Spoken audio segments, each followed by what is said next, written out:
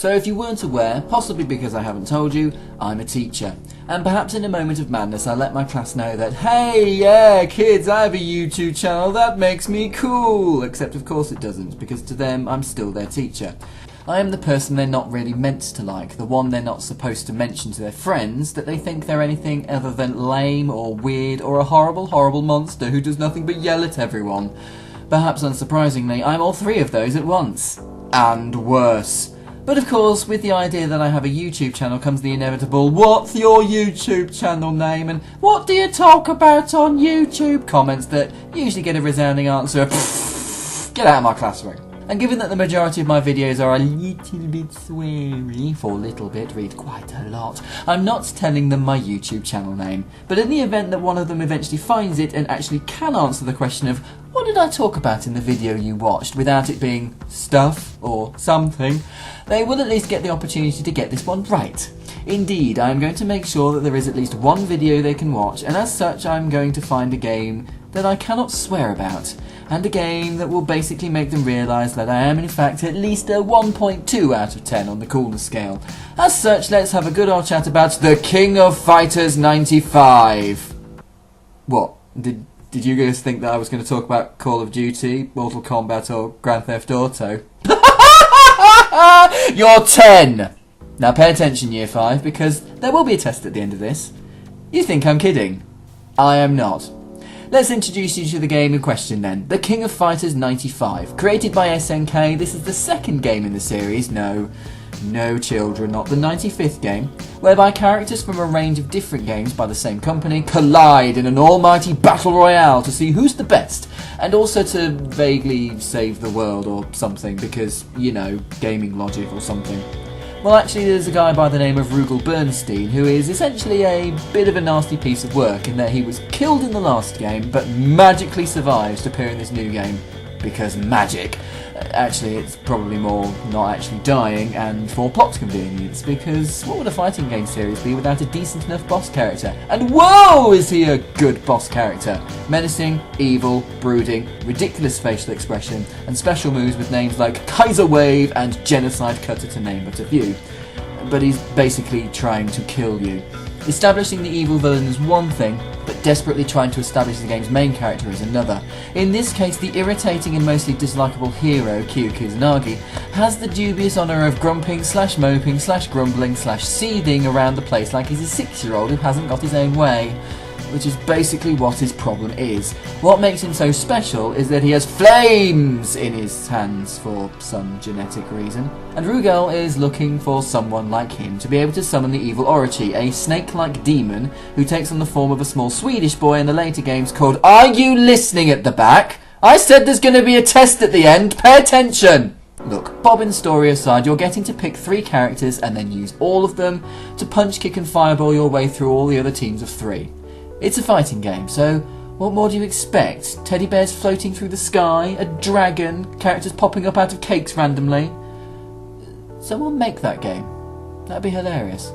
The good thing about KOF 95 is that you don't just have to pick a team of 3 made of people from the same teams. You can edit your teams to your heart's content, therefore putting together the clearly winning combination of 90s jeans, man with hat, lady who throws fans, and giant man with giant ball and chain. But of course, as with most fighting games, there are a few rules to abide by in order to be a decent fighting game. Rule number 1, make sure the combat system actually works. Does it? Surprisingly, yes. I say surprisingly, but 2D fighting games tended to have a decent enough combat system that could be refined much more easily than 3D ones. And given that this was the second game, not the 95th, they had a chance to edit and improve upon what they had already done before. Children, take note. As such, we are treated to a much tighter and more intuitive combat system than we had in the previous game. Before you ask, intuitive means easy to use or understand. Got it? Good, go away. Combos are fun to pull off and are not simply made by button mashing. There's a button for light punch, hard punch, light kick and hard kick, a staple 4-button system for SNK's usual brand of fighting games, most of which came out on the Neo Geo, a console that originally cost $650. That's about 500 quid, children. And this was back in 1991, so it'd cost you 14 billion quid these days. You think I'm joking? I'm probably not.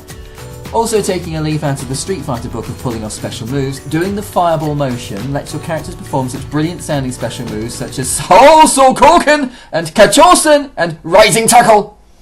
Although some of the moves do sound more interesting than the original Japanese, the English translations will forever have a place in my heart. Extreme Limit style chain dancing fist, anyone? How about Super Arabian burglary backbreaker? No? Moving on. Rule number 2, make sure your cast of characters is varied and interesting. Are they? Surprisingly, yes. SNK had this surprising knack of creating a range of interesting characters because a fair few of these were actually taken from other existing games in their back catalogue. Over time the series has developed a wider range of better and more interesting designs, but for the most part you do get a sense of the characters' personalities from the way they're presented, and you don't ever feel as though any of the characters are a bit on the rubbish side. Although, let's be honest, Ryo, Robert and Takuma from the Art of Fighting team are pretty much the "we've run out of ideas, so copy Street Fighter" characters in this game. All three of them handle in almost exactly the same way, so think of the colourful ninjas from the original Mortal Kombat games, and these would be the orange, white and slightly less orange ones that never existed. Possibly. Who knows, they had a billion of those ninjas. Favourites on a personal level include the awesome kickboxer King, who rampages across the screen with her tornado kick attack and can throw 2 fireballs in quick succession using her legs. Her legs. And Kensu, a Chinese Kenpo master with psychic powers who throws fireballs with his mind, swan dives at opponents, and has a serious crush on fellow teammate Athena, who is also psychic, as well as immensely annoying with her screechy, high-pitched voice screaming "Psycho Sword!" every 5 seconds. Seriously, computer, stop psycho-swording me, you rubbish bag of broken biscuits! On the more unusual side of character design, we have Old Man Chin Gensei, who occasionally breathes fire using drunken kung fu. That's a real thing, children, look it up. And Iori Igami, the game's anti-hero in that he hates Kyo, as do we all, and fights using purple flames. Because why not? Actually, Iori is mildly psychotic in his mannerisms, in that he comes across as possibly possessed and likes to slash at his opponents with his hands like he's Wolverine. Only he's not Wolverine, he's a red-haired creep who wears a belt tied between both of his legs. Because of course you do. Of course. How did we not think of this before? Rule number 3, make sure the game looks nice enough. Does it? Surprisingly, no. Yeah, you thought I was going to say yes, didn't you? Unfortunately, time has not been kind to the King of Fighters 95. I mean, given that it's a 21-year-old game, it has aged incredibly badly, and the pixelated, slightly murky-looking character sprites look very off-putting. The level of animation on display are the graphical highlight here, and some of the effects, although, again, old and pixelated, aren't too bad either. But even in 1995, these graphics didn't really impress me anywhere near as much as they ought to. Even worse is that over the course of the next 3 years, the sequels reused these sprites, so by the time we got to the King of Fighters 98, not the 98th in the series, we were still looking at some of the same sprites as we were 3 years previously. And for want of a better term, that's a bit pap. A few of the characters over the course of the game's sequels did get some graphical upgrades and were given cleaner animation, but this took place over about 9 games, and even by that point in 2003 the graphics were seriously starting to wear a little bit thin. The gameplay was tightened up significantly and they threw in several new game mechanics, but, well, that's for another video. One you probably won't get to watch. Oh, boo yourself. The King of Fighters 95 is a game that divided opinions during its heyday, whenever that was, because I'm not entirely sure I know of anyone who owned a Neo Geo console. I don't know of anyone who wanted to shell out over 500 quid on a console that only played games by SNK, and were mostly 70 quid versions of the game anyway. Once that console died a death, the games were ported to other systems, and by the time the PlayStation got the King of Fighters 95, it was 1997. Yep. 2 years after the original game came out, this was plonked onto a 3D gaming console and looked like an absolute mess. It didn't fare too well either, selling only a handful of copies in the UK, and as such the remaining King of Fighters games didn't even reach home consoles until 2000 and 2001 were sold together on the PlayStation 2 as a double game bundle. But children, don't let the graphics fool you. If you want a fighting game that's hilariously brilliant and yet dreadful at the same time, you couldn't really go any wrong.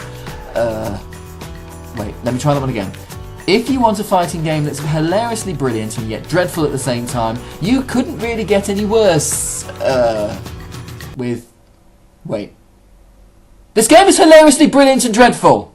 Right then guys, I hope you were paying attention. I'm going to pass around a test now. Seriously? You thought I was kidding? Oh, you know me better than that by now. You're welcome.